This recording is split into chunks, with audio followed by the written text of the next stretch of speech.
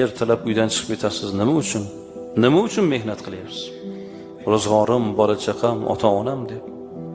Va topayotgan pulingizni qanchasini o'zingizga ishlatasiz? Hech qanchasini.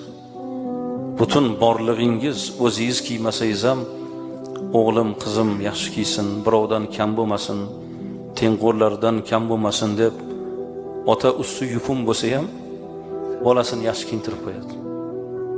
Men ishonaman-da, mana shu yerda o'tirgan akalar bor-ku, siz pul topayapsiz, lekin o'zingizga qancha sarf qilsangiz, sizdan ayolingiz o'ziga ko'p sarf qiladi, to'g'rimi? Sizdan ko'proq kiyimga pul sarf qiladi.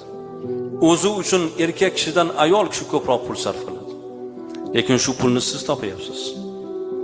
Shuning uchun do'stlaringiz orasida, tengqurlaringiz orasida usti yupun bir